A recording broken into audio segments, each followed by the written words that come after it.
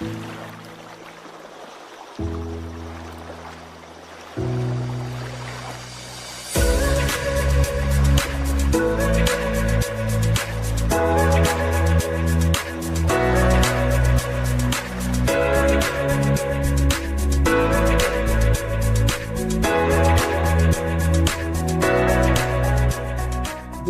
2 ans, particulièrement, le sujet de l'adaptation est devenu une préoccupation de toute la communauté internationale. Et ça, c'est grâce aussi au plaidoyer des pays en développement qui ont réussi à convaincre toute la communauté internationale que l'adaptation n'est pas une question locale. L'adaptation est une question globale, tout comme l'atténuation.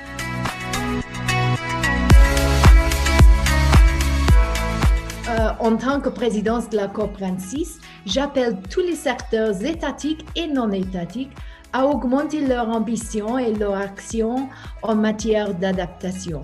C'est très important de mobiliser, d'associer, de créer des espaces pour la société civile pour qu'elle puisse effectivement partager la manière avec laquelle elles peuvent analyser un ensemble de problématiques et puis la manière avec laquelle elles peuvent agir.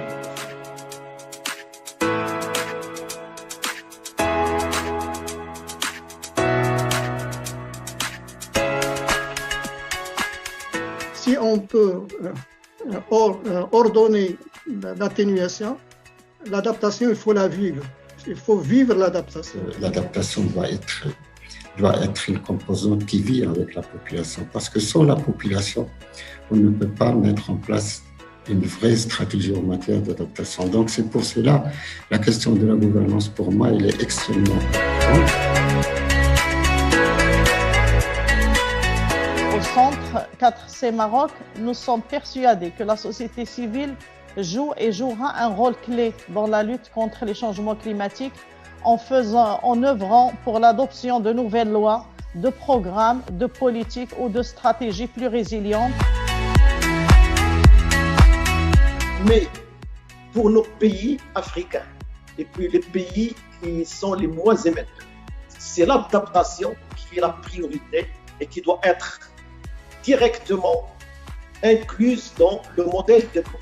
Mais l'action mondiale pour ralentir les changements climatiques reste prometteuse mais insuffisante. C'est le constat le plus important qui a été fait par la communauté internationale en janvier dernier. L'adaptation et l'atténuation doivent aller en parallèle, comme un tandem. Pourquoi? Parce que s'adapter à un scénario d'augmentation de température 4 degrés, quand c'est déjà cuit, est beaucoup plus difficile. Sinon, c'est déjà très, très difficile de s'adapter par rapport à un scénario où on est aux alentours de 1,5.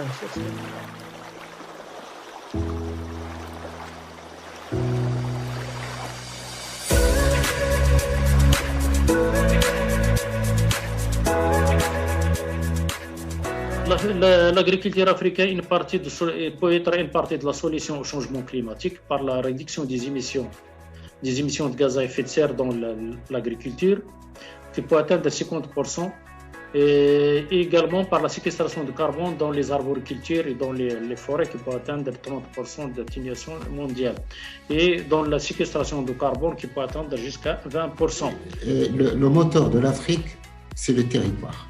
Donc si l'adaptation au changement climatique ne prend pas en compte cette question de pilotage de l'adaptation à travers le territoire, on est en train de mettre en place des actions hors sol.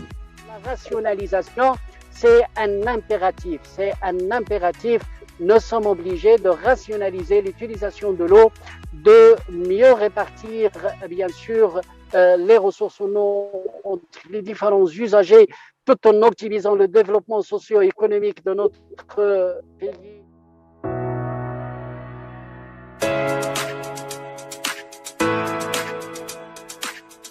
Notre pays est dans la phase de validation de sa première itération ou de sa première mouture PNA, comme l'a signalé notre secrétaire général ce matin.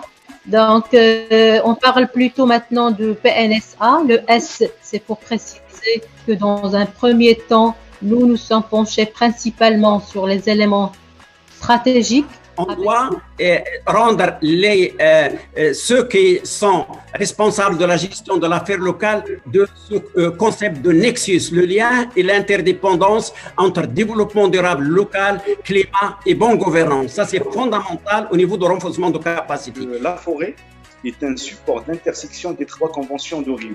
Donc, et par conséquent, toute action que nous sommes en train de faire sur le terrain, c'est une action qui verse pleinement dans le changement climatique, aussi bien en termes d'atténuation, lorsqu'on renforce le programme de plantation de reforestation, également en termes d'adaptation, lorsqu'on aménage les bassins versants, on lutte contre l'ensablement.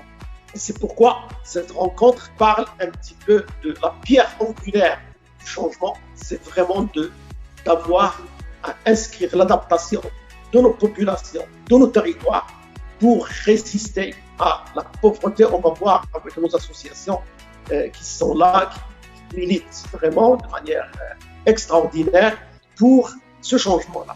Alors, comme j'ai dit, on est vraiment inscrit dans cette dynamique et c'est ce projet-là qui nous montre un petit peu cette orientation. Donc le projet MS3C pour mobilisation de la société civile pour renforcer le dialogue sur la résilience au changement climatique au Maroc et en Tunisie. Donc c'est un projet cofinancé par l'AFD et mis en œuvre en partenariat avec le BBF France, le BBF Nord-Afrique et donc la SVT Maroc au Maroc.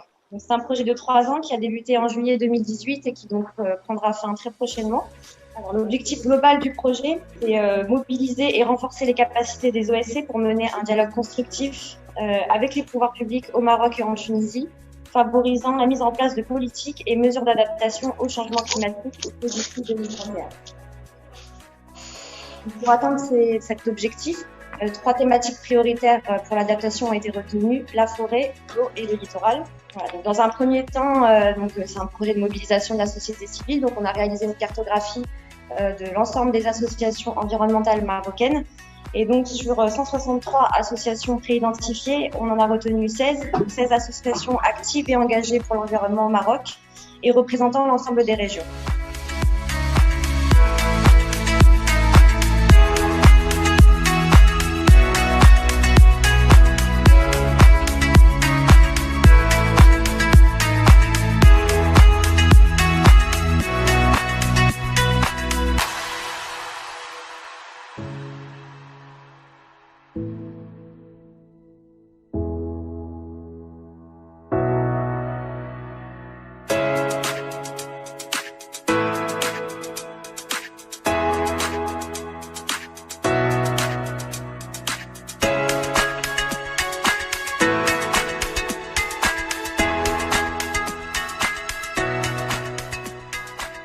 Il y avait un accompagnement pour les projets sélectionnés de terrain, mais surtout, il y a eu, grâce à leur travail et le travail d'expertise de terrain avec l'expertise scientifique, une construction de recommandations, de propositions. Et ces propositions, elles seront débattues aujourd'hui avec les responsables. Et donc, ça sera l'occasion cet après-midi, après le repas, on a organisé des tables rondes pour qu'elles puissent les présenter à nouveau. Donc, des tables rondes en simultané avec les acteurs institutionnels concernés.